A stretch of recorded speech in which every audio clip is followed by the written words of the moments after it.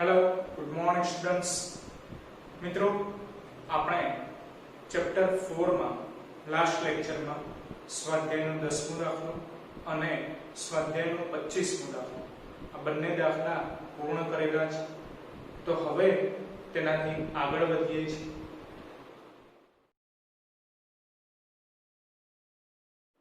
મિત્રો, જોઈએ છીએ ઉદાહરણ 4.3 જે પરીક્ષાની દૃષ્ટિએ ઇમ્પોર્ટન્ટ દાખલો છે, જેની રકમ આ પ્રમાણે છે.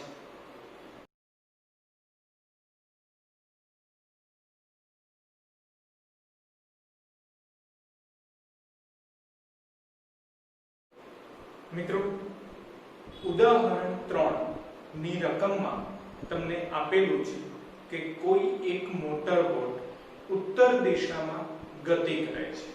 સપોઝ કે ઉપરની તરફની જે દિશા છે એને આપણે ઉત્તર દિશા લઈએ છીએ. તો રકમ પ્રમાણે આપણે એવું સમજી શકીએ કે કોઈ એક બોટ ઉત્તર દિશામાં એટલે કે ઉપરની તરફ ગતિ કરે છે, રાઈટ? જેનો વેગ આપેલો છે. તો એ આપણે લખી લઈએ છીએ કે મોટર બોટનો વેગ, જેનો સિમ્બોલ આપણે લઈએ છીએ VB. તો એ VB નું મૂલ્ય આપેલું છે, જે કારણોસર આપણે માનાંકમાં વેક્ટર VB લખીએ છીએ, રાઈટ? જે આપેલું છે રકમમાં 25 કિલોમીટર/અવર. એટલે એવું કહી શકાય કે એક મોટર બોટ 25 કિલોમીટર/અવર ના વેગથી ઉત્તર દિશા તરફ ગતિ કરે છે, રાઈટ? અને પાણીના પ્રવાહનો વેગ આપેલો છે કે પાણીના પ્રવાહનો વેગ દક્ષિણથી પૂર્વ તરફ 60 ડિગ્રીના ખૂણે છે. ફરીથી, પાણીના પ્રવાહનો વેગ દક્ષિણથી પૂર્વ તરફ 60 ડિગ્રીના ખૂણે છે અને એનું મૂલ્ય પણ આપેલું છે, રાઈટ? જો પાણીના પ્રવાહનો વેગ, જેનો સિમ્બોલ આપણે VC લઈએ છીએ, એનું પણ મૂલ્ય આપેલું છે. એટલે આપણે વેક્ટર VC નું મૂલ્ય લખવું છે તો માનાંકમાં વેક્ટર VC લખેલ છે, રાઈટ? તો એ આપેલ છે 10 કિલોમીટર/અવર. એટલે પાણીના પ્રવાહનો વેગ વેક્ટર VC નું મૂલ્ય આપેલ છે 10 કિલોમીટર/અવર અને એની દિશા આપેલી છે દક્ષિણથી પૂર્વ તરફ 60 ડિગ્રીના, રાઈટ? તો હવે આ બે માહિતી આપેલી છે, એના આધારે આપણે આકૃતિ સમજવાનો પ્રયત્ન કરીએ છીએ. જો મિત્રો, સૌપ્રથમ આપણે આકૃતિમાં ચારે દિશાઓ નક્કી કરી લઈએ છીએ. જેમ કે આ છે ઈસ્ટ, વેસ્ટ, નોર્થ, સાઉથ. આ ચારે દિશાઓ આપણે નક્કી કરીએ છીએ, રાઈટ? તો હવે આપણે આ બંને સદિશો વેક્ટર VB અને વેક્ટર VC આ બંને સદિશો આકૃતિમાં દર્શાવવાના છે. તો રકમમાં આપેલું છે કે વેક્ટર VB એ ઉત્તર દિશામાં છે. તો હવે આમાંથી ઉત્તર દિશા કઈ છે? તો નોર્થ, રાઈટ? એટલે વેક્ટર VB એ આપણે નોર્થ દિશા તરફ દર્શાવેલો છે. ધ્યાનથી જોજો આકૃતિ, તમને ખ્યાલ આવશે કે વેક્ટર VB એ આપણે નોર્થ દિશામાં દર્શાવેલો છે. આ બ્લુ કલરથી જે સદિશ દોરેલો છે એ વેક્ટર VB છે, જે નોર્થ ડિરેક્શનમાં છે, રાઈટ? અને વેક્ટર VC, તો રકમમાં કીધેલું છે કે વેક્ટર VC દક્ષિણથી પૂર્વ તરફ 60 ડિગ્રીના ખૂણે છે. તો આ દક્ષિણ છે, આ પૂર્વ છે. દક્ષિણથી પૂર્વ તરફ 60 ડિગ્રીના ખૂણે આપણે વેક્ટર VC દર્શાવવાનું છે. તો દક્ષિણથી 60 ડિગ્રીના ખૂણે પૂર્વ તરફ આપણે વેક્ટર VC દર્શાવેલ છે. તમે જોઈ શકો છો વેક્ટર VC આ બ્લુ કલરથી આપણે દોરેલ છે, જે દક્ષિણથી પૂર્વ તરફ 60 ડિગ્રીના ખૂણે દર્શાવેલ છે, રાઈટ? એટલે બંને સદિશો વેક્ટર VB અને વેક્ટર VC બંને આકૃતિમાં ખ્યાલ આવી ગયો. હવે રકમમાં આપણને ફાઇન્ડ આઉટ કરવાનું કીધેલું છે કે આ બંને સદિશોનો પરિણામી સદિશ મેળવવાનો છે. એટલે કે બોટનો પરિણામી વેગ આપણે નક્કી કરવાનો છે. તો આપણી જોડે સદિશોના સરવાળા માટેની 3 મેથડ છે. પહેલી ત્રિકોણની રીત, બીજી સમાંતર બાજુ ચતુષ્કોણની રીત અને ત્રીજી સરવાળા માટેની બૈજિક રીત. પરંતુ મિત્રો, બૈજિક રીતમાં આપણને ખ્યાલ છે કે જે બે સદિશોનો સરવાળો કરવાનો હોય એ બંને સદિશો કોઓર્ડિનેટ સ્વરૂપે આપેલા હોવા જોઈએ, રાઈટ? એટલે કે VB અને VC બંને કોઓર્ડિનેટ એટલે કે XYZ સ્વરૂપમાં આપેલા હોવા જોઈએ, જે આપેલા નથી. જે કારણોસર આપણે સમજી શકીએ કે બૈજિક રીતનો ઉપયોગ કરી શકાય નહીં, રાઈટ? હવે બાકી રહી બે રીત, જે ત્રિકોણની રીત અને સમાંતર બાજુ ચતુષ્કોણની રીત. ત્રિકોણની રીતમાં આપણને ખ્યાલ છે કે પહેલા સદિશના શીર્ષ ઉપર બીજા સદિશનું પુચ્છ ગોઠવાવું જોઈએ. રાઈટ। તો હવે વેક્ટર VB અને વેક્ટર VC બંને આપણે આકૃતિમાં ડ્રો કરેલા છે, રાઈટ। તમે જોઈ શકો છો આ છે વેક્ટર VB અને આ છે વેક્ટર VC। તો પહેલા સદિશના શીર્ષ ઉપર બીજા સદિશનું પૂછ ગોઠવાય તે રીતની ગોઠવણી થતી નથી, એટલે ડાયરેક્ટ આપણે ત્રિકોણની રીતનો ઉપયોગ કરી શકીએ નહીં। તો બાકી રહી સમાંતર બાજુ ચતુષ્કોણની રીત।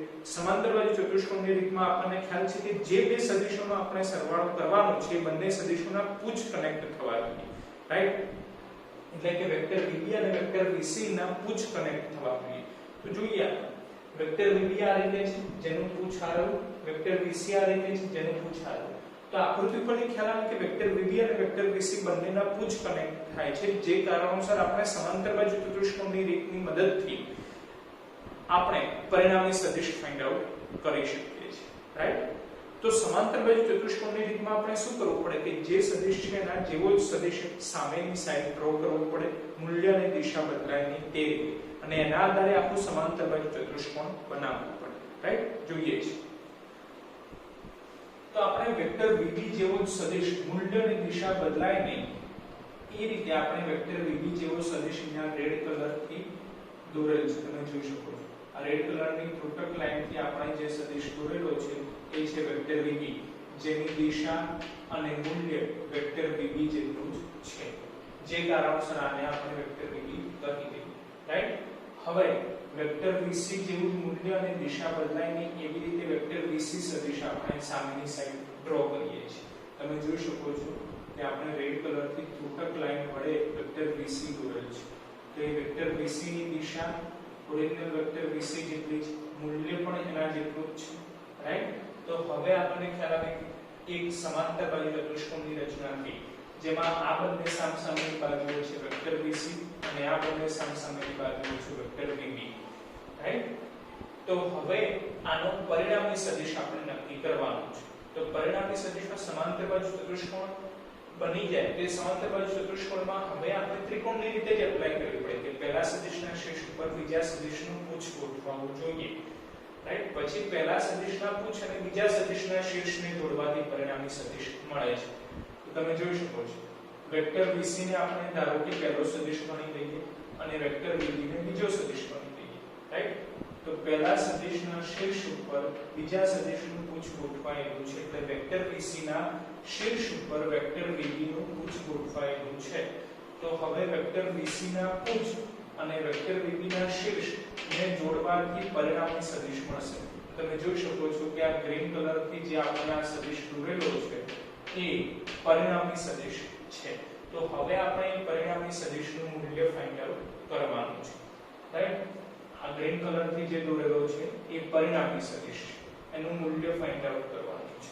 તો મિત્રો સદિશનું મૂલ્ય ફાઇન્ડ આઉટ કરવા માટે આપણી જોડે સૂત્ર છે જે આપણે ઉદાહરણ 4.2 માં ભણી ગયેલા થીટા વાળું સૂત્ર, એ સૂત્રનો આપણે એપ્લાય કરીએ છીએ। જે સૂત્ર આ પ્રમાણે છે કે વર્ગમૂળમાં a² + b² + 2ab cos θ, right. પરંતુ એમાં થીટા શું છે? તો થીટા એ જે બે સદિશોનો સરવાળો કરવાનો છે બંને સદિશો વચ્ચેનો ખૂણો છે। તો અત્યારે આપણે વેક્ટર VB અને વેક્ટર VC નો સદિશ સરવાળો કરવાનો છે, તે બંને વચ્ચેનો ખૂણો નક્કી કરવો પડે, રાઈટ। તો જોઈએ છે મિત્રો ખાસ ધ્યાન રાખજો કે આ 60 ડિગ્રી આપેલો છે એ વેક્ટર VB અને વેક્ટર VC વચ્ચેનો ખૂણો નથી। તમે જોઈ શકો છો આકૃતિમાં કે વેક્ટર VB આ રીતે છે, વેક્ટર VC આ રીતે છે, તો બંને વચ્ચેનો ખૂણો આ જે થીટા આપણે લખેલો છે ગ્રીન કલરથી એ થીટા આપણે ફાઇન્ડ આઉટ કરવાના છે, રાઈટ। તો જુઓ તમને ખ્યાલ આવશે કે આ જે લાઈન છે બ્લેક કલરથી દોરું છું એ થીટા છે જે આપણે ફાઇન્ડ આઉટ કરવાના છે, અને આ જે લાઈન આપેલી છે એ 60 ડિગ્રી રકમ પ્રમાણે આપણે કીધેલું છે, રાઈટ। તો હવે મિત્રો આ આખો ખૂણો ધ્યાનમાં લઈએ, જેમ કે આ બ્લુ લાઈન થી આ નીચેની બ્લેક લાઈન, તો આખો ખૂણો કેટલો થાય? તો ખ્યાલ આવે કે આખો ખૂણો 180 ડિગ્રી થશે, રાઈટ।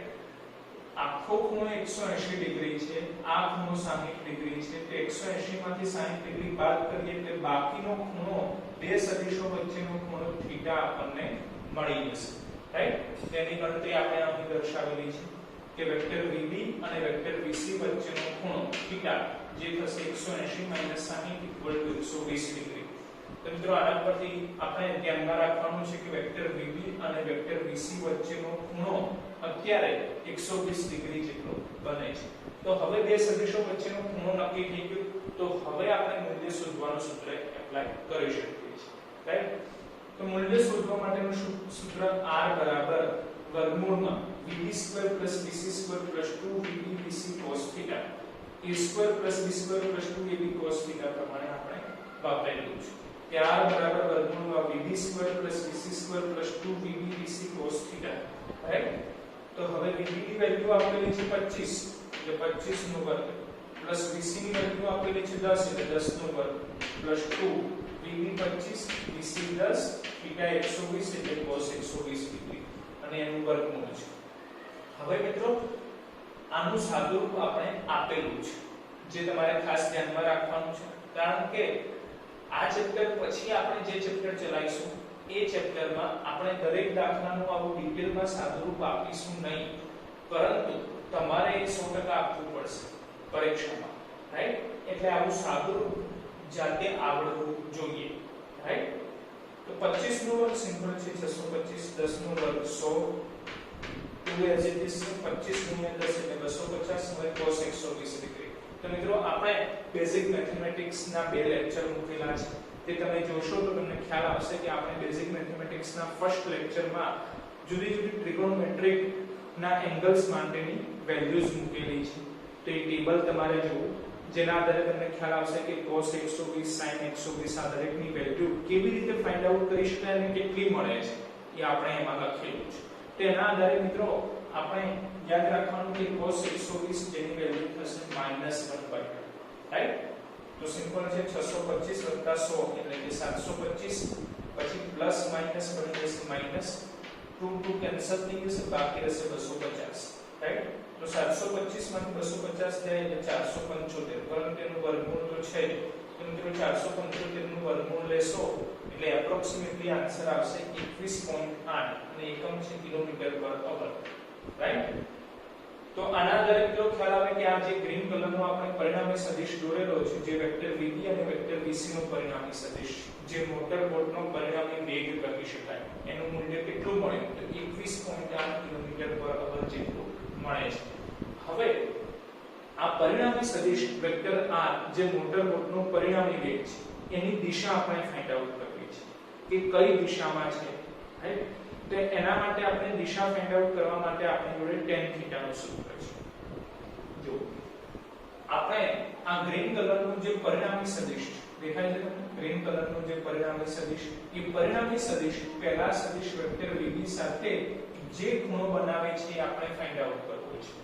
તમે જોઈ શકો છો કે પરિણામી સદિશ વેક્ટર R એ પહેલા સદિશ વેક્ટર VB સાથે જે ખૂણો બનાવે છે તે phi જેટલો છે। જો ફરીથી આ ગ્રીન કલરનો જે પરિણામી સદિશ આપણે દોરેલો છે, એ પરિણામી સદિશ પહેલા સદિશ વેક્ટર VB સાથે જે ખૂણો બનાવે છે એ phi છે, તે ખૂણો phi આપણે નક્કી કરવો છે, રાઈટ।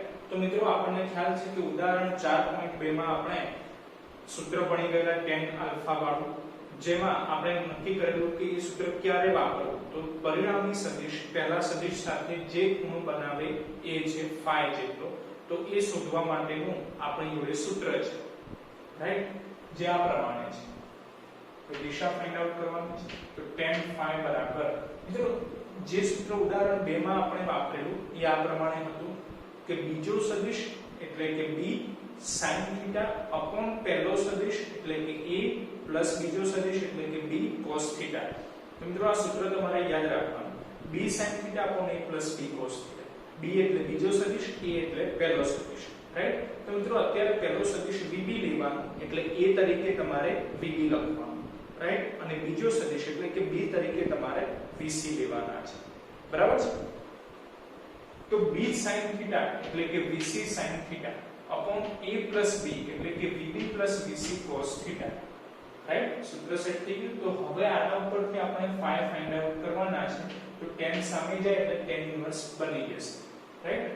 તો phi tan ઇન્વર્સ VC જેની વેલ્યુ કેટલી છે તો 10 એટલે tan, પછી θ, તો θ આપણે ફાઇન્ડ આઉટ કરેલ છે 120 ડિગ્રી, એટલે sin 120 ડિગ્રી છેદમાં છે VB ની વેલ્યુ કેટલી છે 25 પ્લસ VC ની વેલ્યુ છે 10 અને થીટા ની વેલ્યુ છે 120 એટલે cos 120 ડિગ્રી.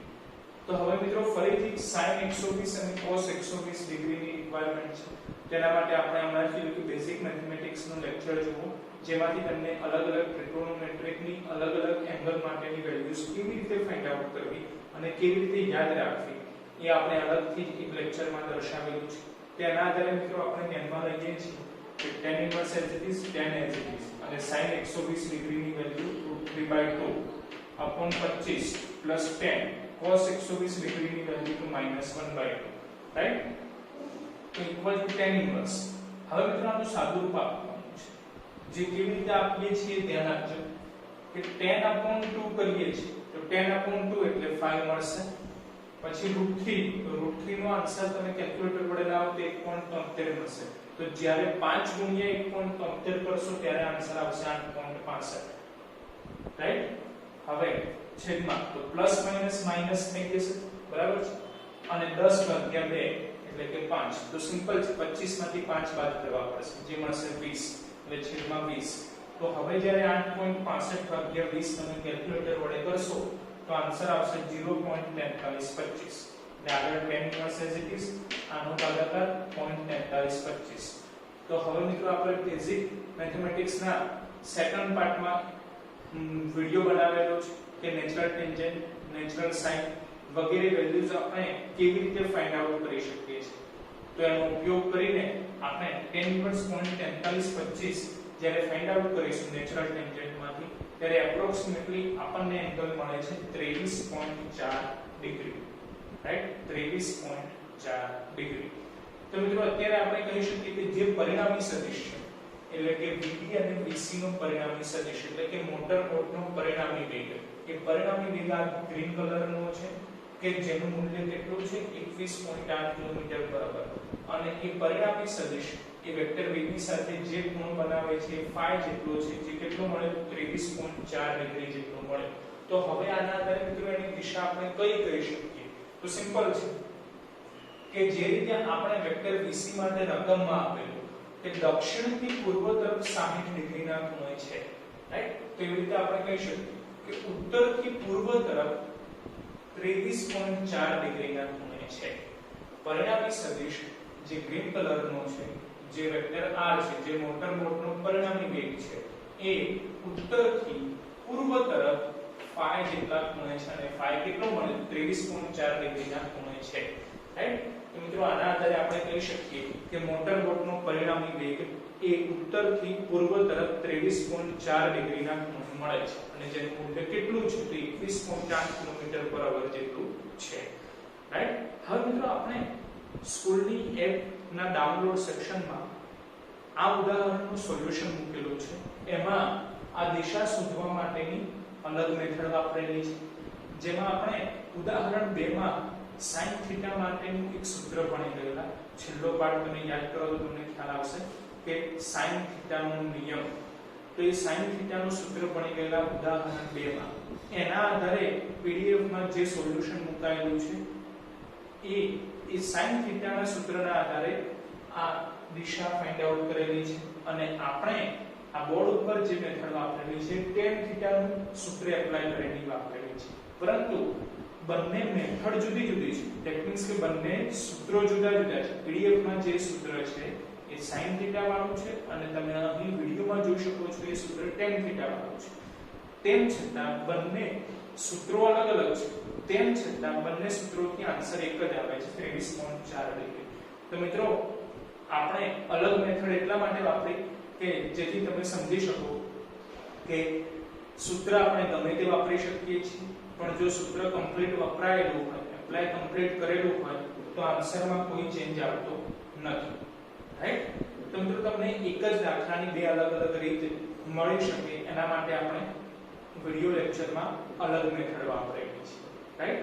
તમે પરીક્ષામાં ગમે તે મેથડ વાપરી શકો છો. sin θ વાળું સૂત્ર PDF માંથી પણ લખી શકો છો અથવા tan θ વાળું સૂત્ર આ વિડિયોમાંથી પણ લખી શકો છો, પરંતુ એનાથી આન્સરમાં કોઈ ચેન્જ આવવો જોઈએ નહીં, રાઈટ? વિદ્યાર્થી મિત્રો, હવે આપણે થિયરી તરફ આગળ વધીએ છીએ। તો મિત્રો યાદ કરી દો કે લાસ્ટ થિયરી આપણે જે પૂરી કરી એ આ પ્રમાણે હતી કે સદિશોના સરવાળા માટેની બૈજિક રીત। આ પૂર્ણ કર્યા બાદ આપણે ઉદાહરણ 1 2 3 આ ત્રણ ઉદાહરણ પૂરા કર્યા અને સ્વાધ્યાયના પણ ઘણા બધા દાખલા પૂર્ણ કરેલા છે। તો હવે મિત્રો આપણે પાછા થિયરી તરફ આગળ વધીએ છીએ। તો જોઈએ છીએ આપણો નેક્સ્ટ ક્વેશ્ચન જે આ પ્રમાણે છે કે સમતલમાં ગતિ કરતા કણ માટે સ્થાન સદિશ અને સ્થાનાંતર સદિશનું સૂત્ર મેળવો। મિત્રો યાદ કરો તો આપણે આ ચેપ્ટર જ્યારે સ્ટાર્ટ કર્યું ત્યારે ફર્સ્ટ લેક્ચરમાં જ સ્થાન સદિશ અને સ્થાનાંતર સદિશ વિશે માહિતી મેળવી હતી, પરંતુ મિત્રો એ લેક્ચર તમે જોશો ફરીથી તો તમને ખ્યાલ આવશે કે આપણે એ સ્થાન સદિશ અને સ્થાનાંતર સદિશની ફક્ત સમજૂતી મેળવી હતી, રાઈટ। આકૃતિ દ્વારા સ્થાન સદિશ શું છે, સ્થાનાંતર સદિશ શું છે એની વ્યાખ્યા નક્કી કરી હતી, રાઈટ। એટલે ફક્ત સમજૂતી મેળવી હતી, પરંતુ હવે આ ક્વેશ્ચનમાં આપણે સ્થાન સદિશ અને સ્થાનાંતર સદિશનું સૂત્ર લાવવાનું છે, રાઈટ। તો જોઈએ છીએ આપણે સૌપ્રથમ સ્થાન સદિશ।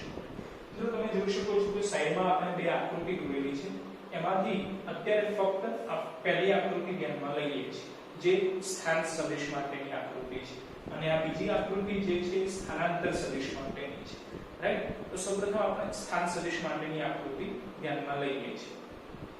આકૃતિ તમે જોઈ શકો છો કે આપણે આ દ્વિપારિમાણિક આકૃતિ ધ્યાનમાં લીધેલી છે।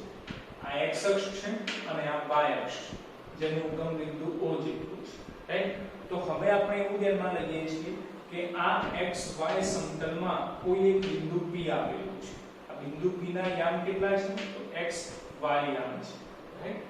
આ xy સમતલમાં કોઈ એક બિંદુ P છે કે જેના યામ xy જેટલા છે, બરાબર।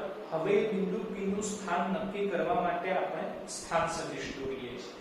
તો સિમ્પલ છે, સ્થાન સદિશ કેવી રીતે દોરાય તો એવો સદિશ કે જેને આપણે નિશ્ચિત સદિશ કહી શકીએ। સ્થાન સદિશ કેવો સદિશ છે તો નિશ્ચિત સદિશ, કારણ કે નિશ્ચિત સદિશની વ્યાખ્યા શું છે કે જે સદિશનું પૂછ ફિક્સ હોય તેવા સદિશને નિશ્ચિત સદિશ કહી શકાય, અને સ્થાન સદિશનું પૂછ ફિક્સ હોય છે કયું તો કે ઉગમ બિંદુ, જે કારણોસર આપણે સ્થાન સદિશને નિશ્ચિત સદિશ કહી શકીએ છીએ, રાઈટ। એટલે સ્થાન સદિશ દોરવું હોય તેનું પૂછ ઉગમ બિંદુ હોય છે, રાઈટ।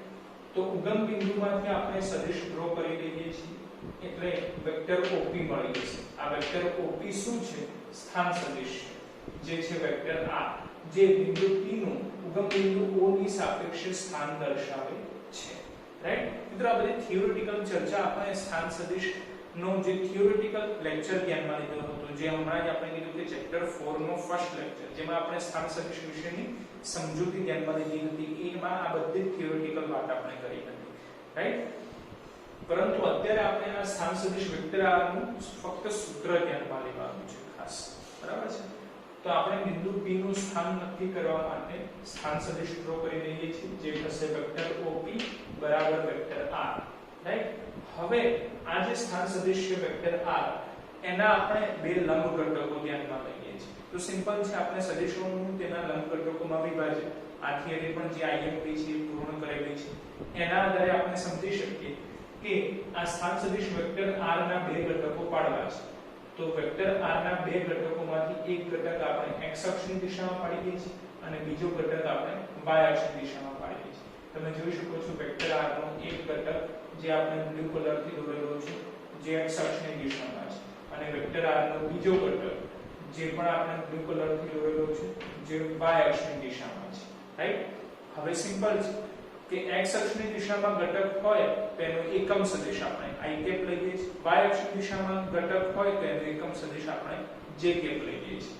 એટલે વેક્ટર R નો x અક્ષની દિશામાંનો એકમ સદિશ ના આધારે આ જે વેક્ટર R નો x અક્ષની દિશામાંનો ઘટક આપણે લખેલો છે એનું મૂલ્ય કેટલું થશે તો xi કેપ જેટલું થશે, જે એની સદિશ રજૂઆત આપણે ગણીશું, રાઈટ। એટલે વેક્ટર R નો x અક્ષની દિશામાંનો ઘટક xi કેપ, એ જ રીતે વેક્ટર R નો y અક્ષની દિશામાંનો ઘટક yj કેપ।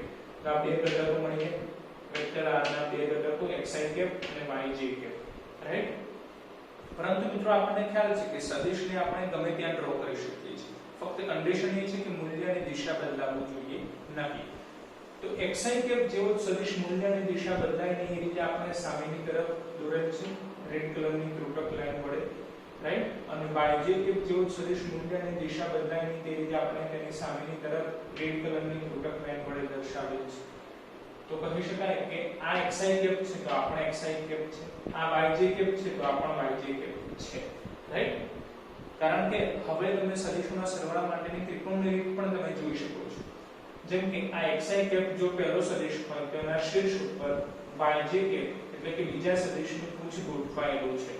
પછી પહેલો સદિશ એટલે કે xi કેપના પૂછ અને બીજો સદિશ એટલે કે yj કેપના શીર્ષ ને જોડવાથી પરિણામી સદિશ વેક્ટર r મળે છે, રાઈટ.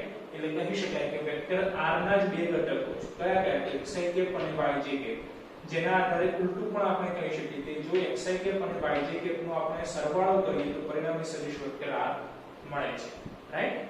તો હવે એને આપણે સદિશ સ્વરૂપે લખવાનું છે. આ રીતે લખી શકીએ કે સ્થાન સદિશ વેક્ટર r બરાબર xi કેપ yj કેપ. મિત્રો એને યાદ રાખવાની એક રીત છે કે આ સ્થાન સદિશ વેક્ટર r શું દર્શાવે છે? તો બિંદુ P નું ઉગમ બિંદુની સાપેક્ષે સ્થાન દર્શાવે છે. તો બિંદુ P ના યામ કયા કયા છે? તો x અને y એના યામ છે. તો એ યામ છે એના આધારે જ આપણે વેક્ટર r સદિશ સ્વરૂપે લખી શકીએ છીએ. જેમ કે વેક્ટર r જો આપણે સદિશ સ્વરૂપે લખવું છે તો પહેલો યામ x છે જેનું મૂલ્ય જે હોય એની જોડે આપણને ખ્યાલ છે કે પહેલો યામ કયો આવે? x યામ આવે. તો x યામનો એકમ સદિશ શું આવે? તો i કેપ આવી શકે છે, રાઈટ. એટલે આપણે એનું મૂલ્ય અને જોડે i કેપ લખીશું. બીજો યામ કયો હોય? તો y હોય. તો બીજા યામ માટે y યામ માટે એકમ સદિશ હોય છે j કેપ. તો એનું મૂલ્ય જોડે j કેપ આપણે લખી શકીએ. જેમ કે આપણે એક ઉદાહરણ ધ્યાનમાં લઈએ છીએ કે સપોઝ આ બિંદુ P ના યામ એ 3 2 છે. 3 2 તો એને આપણે આ રીતે લખી શકીએ જેમ કે x તો xi કેપ, પરંતુ x ની જગ્યાએ શું આવ્યું? 3 તો 3. પછી આ પહેલો યામ કયો છે? x યામ. તો x યામ નો એકમ સદિશ એટલે કે i કેપ પ્લસ બીજો યામ છે y જે છે 2 છે. તો અહીં આપણે yj કેપ લખ્યું પણ y ની જગ્યાએ શું છે? 2 તો 2. બીજો યામ કયો છે? y યામ છે. તો y અક્ષની દિશામાં એકમ સદિશ j કેપ એટલે જોડે આપણે j કેપ લખી શકીએ છીએ, રાઈટ. તો મિત્રો ખ્યાલ આવે દરેકને કે કોઓર્ડિનેટ ઉપરથી પણ આપણે i કેપ j કેપ સ્વરૂપે લખી શકીએ છીએ. એટલે આ બંને ફોર્મ એક જ થયા કહેવાય, રાઈટ. તો આ રીતે આપણે સ્થાન સદિશને દર્શાવી શકીએ છીએ, બરાબર છે. હવે ધ્યાનમાં લઈએ છીએ સ્થાનાંતર સદિશ. તો એના માટે મિત્રો આપણે બાજુની આકૃતિ ધ્યાનમાં લઈએ. સ્થાનાંતર સદિશ પણ આપણે દ્વિપરિમાણિકમાં દોરેલો છે. જેમ કે તમે જોઈ શકો છો કે આ x અક્ષ છે અને આ y અક્ષ. આ xy યામ પદ્ધતિનું ઉગમ બિંદુ O છે. હવે આપણે એવું ધ્યાનમાં લઈએ છીએ કે આ xy સમતલમાં કોઈ એક કણ વક્ર માર્ગે ગતિ કરે છે. તો આ તમે જોઈ શકો છો બ્લુ કલરનો વક્ર માર્ગ આપણે દોરેલો છે, બ્લુ કલરનો. તો આવા વક્રાકાર માર્ગે કોઈ એક કણ ગતિ કરે છે, રાઈટ. એ કણ ગતિ કરતા કરતા t સમયે p બિંદુ પાસે પહોંચે છે. જો ફરી કણ આ રીતે બ્લુ કલરના વક્રાકાર માર્ગે ગતિ કરે છે. ગતિ કરતા કરતા t સમયે બિંદુ p પાસે પહોંચે છે કે જેના યામ કેટલા છે? તો x1 y1 જેટલા છે. પછી ત્યાંથી પાછો આગળ વધે છે અને ગતિ કરતા કરતા t' સમયે p' બિંદુ પાસે પહોંચે છે કે જેના યામ x2 y2 જેટલા છે, રાઈટ. t સમયે p બિંદુ પાસે પહોંચે છે જેના યામ x1 y1 છે અને t' સમયે p' બિંદુ પાસે પહોંચે છે કે જેના યામ x2 y2 જેટલા છે. તો હવે મિત્રો આપણે આ બિંદુ p અને p' નું સ્થાન નક્કી કરવું છે. તો સિમ્પલ છે, એના માટે સ્થાન સદિશ દોરવો પડે. જે રીતે આપણે વેક્ટર r એ બિંદુ p નું સ્થાન દર્શાવે છે એવી જ રીતે બિંદુ p અને p' નું સ્થાન નક્કી કરવા માટે આપણે સ્થાન સદિશ દોરી દઈએ છીએ. તો બિંદુ p નું સ્થાન નક્કી કરતો સ્થાન સદિશ આપણે વેક્ટર r1 વડે દર્શાવેલો છે, જે તમે જોઈ શકો છો. વેક્ટર OP બરાબર વેક્ટર r1 અને બિંદુ p' નું સ્થાન નક્કી કરવા માટે આપણે સ્થાન સદિશ વેક્ટર r2 દર્શાવેલો છે. એ પણ તમે જોઈ શકો છો કે વેક્ટર OP' વેક્ટર r2 કહેવાશે, રાઈટ. તો વેક્ટર r1 શું છે? એ પ્રારંભિક સ્થાન થયું કહેવાય અને વેક્ટર r2 શું છે? એ અંતિમ સ્થાન થયું કહેવાય, રાઈટ. કારણ કે કણ આ રીતે ગતિ કરે છે તો પહેલું સ્થાન કયું આવ્યું P અને ત્યાંથી આગળ વધે છે તો અંતિમ સ્થાન કયું આવ્યું P ડેશ રાઈટ એટલે P એ પ્રારંભિક સ્થાન છે અને P ડેશ એ અંતિમ સ્થાન છે તો P ને દર્શાવવા માટેનો પ્રારંભિક સ્થાન સદિશ કયો છે તમે જોઈ શકો છો વેક્ટર r1 P ડેશ ને દર્શાવવા માટેનો અંતિમ સ્થાન સદિશ કયો છે તમે જોઈ શકો છો વેક્ટર r2 રાઈટ તો હવે આના ઉપરથી આપણે સ્થાનાંતર સદિશ નક્કી કરવાનું છે તો મિત્રો સિમ્પલ છે સ્થાનાંતર સદિશ આપણે અગાઉ ભણી ગયેલા છે જેની વ્યાખ્યા પ્રમાણે છે કે પ્રારંભિક સ્થાનથી અંતિમ સ્થાનને જોડતો સદિશ ફરીથી સ્થાનાંતર સદિશ એટલે કે પ્રારંભિક સ્થાનથી અંતિમ સ્થાનને જોડતો સદિશ રાઈટ તો P એ પ્રારંભિક સ્થાન છે અને P' એ અંતિમ સ્થાન છે તો P થી P' ને જોડતો સદિશ જે આપણે આ ગ્રીન કલરથી ત્રુટક લાઈન વડે દર્શાવેલો છે તમે જોઈ શકો છો P થી P' ને જોડતો સદિશ જે કહેવાશે સ્થાનાંતર સદિશ જેનો સિમ્બોલ આપણે લઈએ છીએ ડેલ્ટા વેક્ટર r રાઈટ સ્થાનાંતર સદિશ ડેલ્ટા વેક્ટર r નું સૂત્ર આપણે ધ્યાનમાં લેવાનું છે રાઈટ તેના માટે આપણે શું કરવું પડે તો સિમ્પલ છે કે સ્થાનાંતર સદિશનું સૂત્ર પણ આપણે અગાઉ ભણી ગયેલા છે કે અંતિમ સ્થાન માઈનસ પ્રારંભિક સ્થાન તો અંતિમ સ્થાન શું છે તો અંતિમ સ્થાન એટલે કે વેક્ટર r2 માઈનસ પ્રારંભિક સ્થાન એટલે કે વેક્ટર r1 એટલે આપણે જો ડેલ્ટા વેક્ટર r સ્થાનાંતર સદિશ ફાઇન્ડ આઉટ કરવા હોય તો શું કરવું પડે અંતિમ સ્થાનમાંથી પ્રારંભિક સ્થાન બાદ કરવું પડે અંતિમ સ્થાન એટલે કે વેક્ટર r2 અને પ્રારંભિક સ્થાન એટલે કે વેક્ટર r1 એટલે સિમ્પલ છે વેક્ટર r2 વેક્ટર r1 કરવા પડે તો સૌપ્રથમ વેક્ટર r1 અને વેક્ટર r2 ફાઇન્ડ આઉટ કરી દઈએ રાઈટ તો જો અહીં લખેલું છે સ્થાનાંતર સદિશ વિશેની માહિતી તો જે રીતે વેક્ટર r ને આપણે શું લખેલું છે xi કે yj કે તમે જોઈ શકો છો વેક્ટર r તો કોઓર્ડિનેટ ઉપરથી આપણે લખેલું